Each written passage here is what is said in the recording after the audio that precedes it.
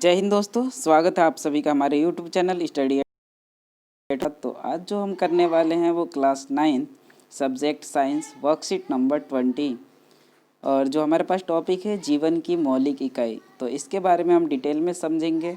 इससे पहले आपसे रिक्वेस्ट है कि आप हमारे चैनल पर फर्स्ट टाइम विजिट कर रहे हैं तो प्लीज़ आप हमारे चैनल को सब्सक्राइब कर लीजिए और साथ ही जो है बेल आइकन को भी प्रेस कर दीजिए और अपने दोस्तों के बीच में ज़्यादा से ज़्यादा शेयर कीजिए। तो चलिए हम स्टार्ट करते हैं। तो इसमें कोशिका के बारे में बता रखा है कि कोशिका होती क्या है। तो कोशिका के बारे में बताया गया कि कोशिका जो है जीवन की मौलिक इकाई होती है और ये किस तरह से क्रियाएं करती है और कोशिका इस तरह से कैसे कार्य कर पाती है, तो उसके बारे में हम डिटेल से समझेंगे। इसमें कुछ फंक्शंस हैं कि एक कोशिका की पहचान कैसे होती है कि वो कोशिका जीवित है या मृत है। तो यदि किसी कोशिका के अंदर यदि वृद्धि हो रही है, उत्सर्जन हो रहा है और भोजन पोषण करने की क्षमता है, सांस लेने की क्षमता है, अगर ये 5 ये क्रियाएं जो यहाँ पे संभव हो रही है, वृद्धि का, उत्सर्जन का, भोजन पोषण, सांस लेना, ये सारी क्रियाएं अगर संभव हो रही है किसी जीव के अंदर, तो वो समझ लीजिए कि वो जो है उसके अंदर जीवन है, यानी कि वो सजीव है। ये सभी जो है आवश्यक क्रियाकलाप जीवन क्रियाएं कहलाती है और इन्हीं को क्या बोला जाता है, जीवन क्रियाएं। यानी कि एक जीवित प्राणी के लिए जो है इन चीज़ों का होना बहुत ज़्यादा जरूरी है। उत्सर्जन, वृद्धि, भोजन, सांस लेना, ये सारी चीज़ें जो प्रत्येक कोशिका में पदार्थों के आदान प्रदान से संबंध होती है। और ये कैसे कार्य होती है, ये जो है किस प्रकार से प्राप्त होती है, तो ये कोशिकाएं जो हैं पदार्थों के आदान प्रदान की वजह से ही हो पाते हैं।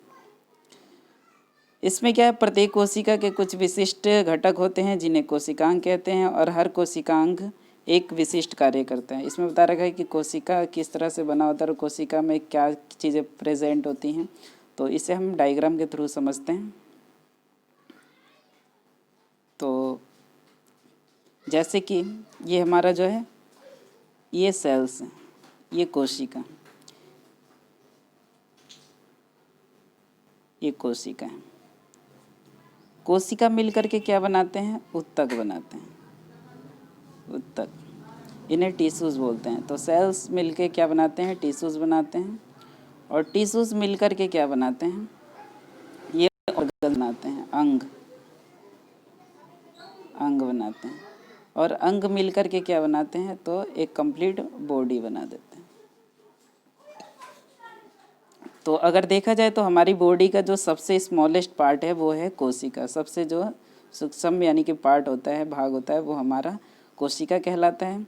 और कोशिका जो होता है वो मेनली कोशिका जो है वो 3 चीज़ों से मिलकर बना होता है, जिसमें जो इसका जो मिडल पार्ट होता है इसे केंद्रक बोला जाता है, न्यूक्लियस बोला जाता है इसे, ठीक है, केंद्रक। और जो ये वाला पार्ट होता है, जो मिडल का पार्ट होता है, ये लिक्विड से भरा होता है, इसे कोशिका द्रव्य का नाम दिया जाता है, कोशिका द्रव्य, क्योंकि वो जो है लिक्विड से भरा होता है इसीलिए इसका नाम है कोशिका द्रव्य। और जो आउटर लेयर होती है इसे कोशिका झिल्ली कहा जाता है, इसे कोशिका झिल्ली कहा जाता है, कोशिका झिल्ली, ठीक है। तो मेनली जो है देखा जाए तो 3 चीज़ों से मिलकर बना होता है। एक जो कोशिका है वो है केंद्रक, कोशिका झिल्ली और कोशिका द्रव्य। अब बात करते हैं कि जो इनके 3 पार्ट्स होते हैं, इसमें जो है कोशिका अंग कहाँ पे प्रेजेंट होता है। तो जो ये हमारे पास सेल्स हैं और ये हमारा केंद्रक है, मिडल पार्ट, और ये जो लिक्विड होता है, जो लिक्विड होता है इसे कोशिका द्रव्य कहा जाता है। और जो कोशिका द्रव्य होता है ये कोशिका अंगक से मिलकर बना होता है। कोशिका जो द्रव्य होता है वो किससे मिलकर बना होता है, तो कोशिका अंगक, इसे कोशिकांग भी कहा जाता है। कोशिका अंगक को क्या कहा जाता है, कोशिकांग भी कहा जाता है। तो इसे कोशिका अंगक बोल सकते हैं या कोशिकांग भी कह सकते हैं। तो इसके दो नाम हैं। इसके अलावा हमें ये भी पता होना चाहिए कि कोशिका की जो खोज हुई थी वो किसने की थी। तो उस कोशिका की खोज जो है रॉबर्ट हुक ने की थी। ये 1665 में किया था इन्होंने खोज। इसके साथ ही हम बात कर लेते हैं कि जो कोशिका में जो क्रियाकलाप होता है वो किसके द्वारा होता है। तो कोशिका है ये, और कोशिका की जो आउटर लेयर होती है उसे बोला जाता है कोशिका झिल्ली, और कोशिका झिल्ली को वर्णात्मक परागम्य झिल्ली भी कहा जाता है। कोशिका झिल्ली को वर्णात्मक परागम्य झिल्ली भी कहा जाता है। क्यों कहा जाता है? क्योंकि वो उन्हीं वस्तुओं को अंदर और बाहर आने देती है जिन्हें ज़रूरत होती है। जैसे ये कोशिका है और ये कोशिका है, तो इस कोशिका से इस कोशिका के सेकंड वाले कोशिका में अगर कोई चीज़ ट्रांसफ़र करना है, या सेकंड से फर्स्ट वाले में अगर कोई ट्रांसफ़र करना है किसी वस्तु को, तो उसे क्या करना होता है, इस झिल्ली से होकर के जाना होता है, कि जो कि इसकी आउटर लेयर होती है, बाहरी परत होती है, जो काफ़ी ज़्यादा पतली होती है, उसी को वर्णात्मक परागम्य झिल्ली भी कहा जाता है। क्योंकि इसे इंग्लिश में बोला जाता है सिलेक्टिव जो है परमिएबल मेम्ब्रेन होता है, क्योंकि ये सिलेक्ट करके भेजता है। जो कोशिका को ज़रूरत होती है उन्हीं पदार्थों को वो अंदर या बाहर आने जाने देता है। तो इस तरह से जो है क्रियाकलाप होता है। एक कोशिका से दूसरे कोशिका में जो ट्रांसफ़र होता है वो किसके द्वारा होता है? कोशिका झिल्ली के द्वारा होता है। इसके साथ ही जो एक जो कोशिका होती है, कोशिका झिल्ली के बाहर भी एक परत होती है, इसे कोशिका भित्ति कहा जाता है। ये जो कोशिका भित्ति होती है वो मोटी होती है कोशिका झिल्ली से। जो कोशिका भित्ति होती है वो मोटी होती है कोशिका झिल्ली से। और साथ में कोशिका जो भित्ति होती है उसे मृत भी बोला जाता है। पादपों में ही ये पाई जाती है कोशिका भित्ति। इसके अलावा जो लिक्विड पार्ट था, जिसे कोशिका जो लिक्विड वाला पार्ट था, ये जो है इसे कोशिका द्रव्य बोला जाता है। और कोशिका द्रव्य में क्या मौजूद होते हैं? कोशिका अंगक। और कोशिका अंगक जो होता है वो किससे मिलकर बना होता है? तो जो कोशिका अंग या कोशिकांग कहा जाता है वो बना होता है माइटोकॉन्ड्रिया, ईआर और प्लास्टिड और लाइसोसोम्स, इनसे मिलकर के जो है कोशिकांग बना होता है। अब बात कर लेते हैं कि जिस तरह से एक सेल से दूसरे सेल्स के अंदर जो ट्रांसफ़र होता है, ऑक्सीजन का हो गया या फिर किसी लिक्विड का ट्रांसफ़र होता है एक सेल्स के से दूसरे सेल्स के अंदर, वो किसके थ्रू होता है और कौन सी प्रक्रिया होती है? तो दो प्रक्रिया होती है यहाँ पे, जो दो हम देखेंगे कौन कौन सी प्रक्रिया है। तो हमारे पास जो प्रक्रिया होती है वो पहली तो विसरण प्रक्रिया होती है। विसरण में क्या होता है कि कोई भी पदार्थ जो होता है वो हाई से लो की तरफ जाता है, हाई से लो की तरफ, यानी कि उच्च सांद्रता से निम्न सांद्रता की तरफ। जैसे कि ये वाटर टैंक है, ये 500 लीटर का है, और ये जो है ये कितने का है? तो 100 का। तो 500 से हमेशा जो लिक्विड जो फ्लो होगा, जो भी वाटर वगैरह का जो ट्रांसफ़र होगा वो 100 की तरफ होगा। क्योंकि हाई देखेंगे तो हाई प्रेशर किस पे है? तो हाई जो है ये पड़ेगा तुम्हारा 500 लीटर पे, और लो किस पे है? तो 100 वाले पे। तो जो विसरण प्रक्रिया होती है वो उच्च सांद्रता से निम्न सांद्रता की तरफ होती है। और इसमें से मेनली जो आपको याद रखना है कि जो विसरण किन पदार्थों में पाई जाती है, तो विसरण जो प्रक्रिया है वो गैसों के अंदर पाई जाती है।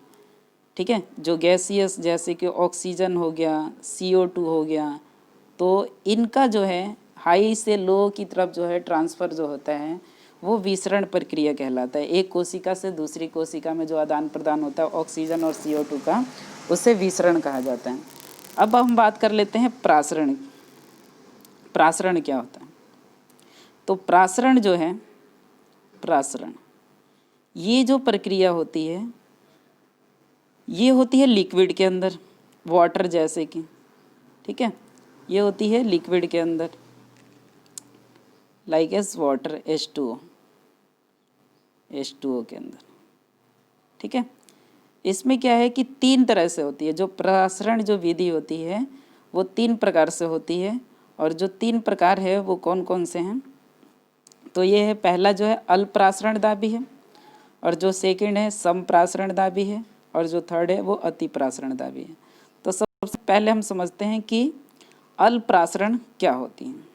तो अल्परासरण दाबी में होता है कि जैसे ये हमारे पास क्या है, ग्लास है, इस ग्लास के अंदर हम क्या कर देते हैं, पानी को भर देते हैं।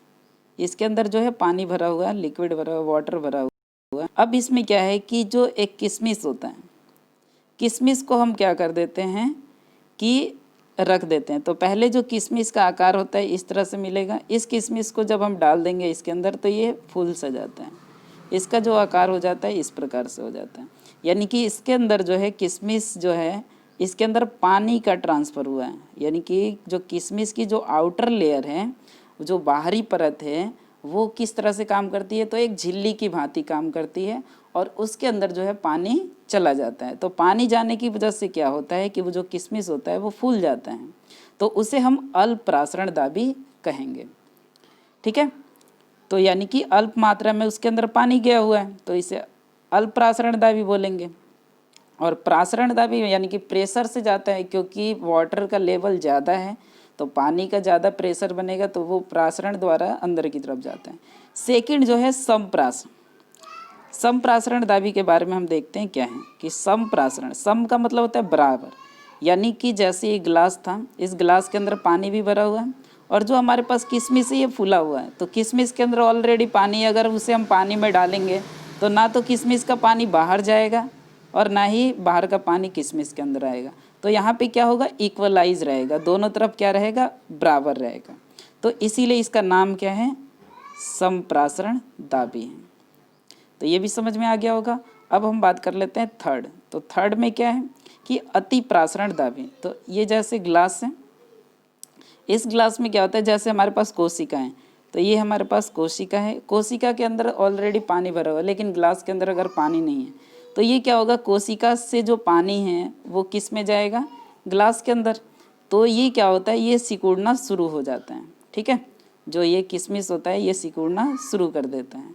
तो यानी कि जो पानी है, जो कोशिका के अंदर जो भरी हुई थी वो बाहर निकलनी शुरू हो जाती है।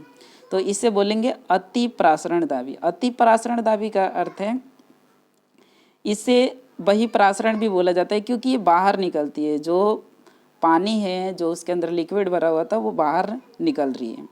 तो ये था अति प्रासरण दाबी। अब इन्हीं प्रोसेस को मिला करके क्या है, एक संकदीव जीव द्रव्य कुंचन नाम बन जाता है। जीव द्रव्य कुंचन में होता है क्या है कि जैसे ये हमारे पास क्या है, कोशिका, जैसे यहाँ पे एग्जांपल्स में समझा रखा है, चित्र के द्वारा समझाया गया है। तो इसमें क्या है कि इसकी जैसे एक भित्ति होती है, बाहरी जो परत होती है भित्ति कहलाती है कोशिका के बाहर। और क्या होता है, जब पानी की मात्रा इसमें कमी होने लग जाती है, जब पानी इसमें से कम होना शुरू हो जाता है तो वो सिकुड़ना शुरू करेगा, सिकुड़ना शुरू कर देता है। और सिकुड़ने के बाद जो है वो बिल्कुल, जब वो सिकुड़ेगा तो आउटर लेयर सिकुड़ेगी, आउटर लेयर सिकुड़ने की वजह से जो अंदर के जितने भी सब्सटेंसेस होंगे वो भी सिकुड़ेंगे। तो इससे बोला जाता है जीव द्रव्य कुंचन कहा जाता है। इसमें बता ही रखा है कि जो पादप कोशिका में प्रासरण द्वारा बताया गया है कि पादप कोशिका में प्रासरण द्वारा पानी की कमी होने पर प्लेज्मा झिल्ली सहित जो है आंतरिक पदार्थ संकुचित हो जाते हैं, क्योंकि अगर आउटर लेयर सिकुड़ेगी तो अंदर के भी पदार्थ सिकुड़ेंगे। तो इसीलिए इसका नाम है जीव द्रव्य कुंचन। कुंचन का अर्थ होता है सिकुड़ना किसी चीज़ को का। तो ये था जीव द्रव्य कुंचन। आई थिंक आपको ये समझ में आ गया होगा। अब हम देख लेते हैं क्वेश्चंस क्या पूछे गए हैं। तो जो पहला क्वेश्चन यहाँ पे पूछा गया है कि निम्न प्रश्नों के उत्तर दीजिए। पहला है कि कोशिका झिल्ली का क्या महत्व है। तो हमने पढ़ा है कि जो कोशिका झिल्ली का जो काम था वो था विसरण प्रक्रिया करना और प्रासरण। तो विसरण का अर्थ है बताया था, विसरण में गैसों का आदान प्रदान होता है एक कोशिका से दूसरी कोशिका में, और प्रासरण विधि में होता है कि लिक्विड का, जैसे वाटर हो गया। तो ये था कोशिका झिल्ली का कार्य। और ये भी होता है कि ये सिलेक्ट करके भेजता है। अगला जो क्वेश्चन पूछा गया है, जीव द्रव्य कुंचन की चित्र सहित व्याख्या कीजिए। तो यहाँ पे ऑलरेडी व्याख्या किया हुआ है ऊपर कि जीव द्रव्य कुंचन किस तरह से कार्य कर रहा है। अब थर्ड क्वेश्चन देख लेते हैं। तो कोशिका का कौन सा भाग पारगम्य है। तो ये भी मैंने समझाया था कि जो कोशिका का जो कोशिका झिल्ली होता है वो पारगम्य का करता है, काम करता है, क्योंकि ये जो है कार्य करने में मदद करता है कोशिकाओं को, और ये जो है लिक्विड, जो भी ज़रूरी सब्सटेंसेस होते हैं, पदार्थ होते हैं, उससे एक कोशिका से दूसरे कोशिका में भेजने का काम करता है। जो फोर्थ क्वेश्चन बोला गया है, किशमिश और लाल रक्त कोशिका को अल्पप्राशरणदायी विलयन में रखने पर उनमें क्या बदलाव होंगे। अगर अल्पप्राशरणदायी विलयन में अगर रखा जाता है तो इसमें क्या है कि वो दोनों के दोनों जो है फूल जाते हैं। सिंपल सी बात है, क्योंकि अल्पप्राशरण में क्या होता है कि कम मात्रा में जो है, यानी कि जो भी उसके अंदर लिक्विड भरा होता है वो बाहर निकलने की कोशिश करता है। ठीक है, तो ये था। तो आई थिंक जो है आपको वीडियो पसंद आई होगी, और यदि आपको वीडियो पसंद आई हो तो जो आप अपने दोस्तों के बीच में ज़्यादा से ज़्यादा शेयर कीजिए, और आप हमारे चैनल को सब्सक्राइब कर लीजिए, और साथ ही जो है बेल आइकन को भी प्रेस कर दीजिएगा। तब तक के लिए जय हिंद, जय भारत।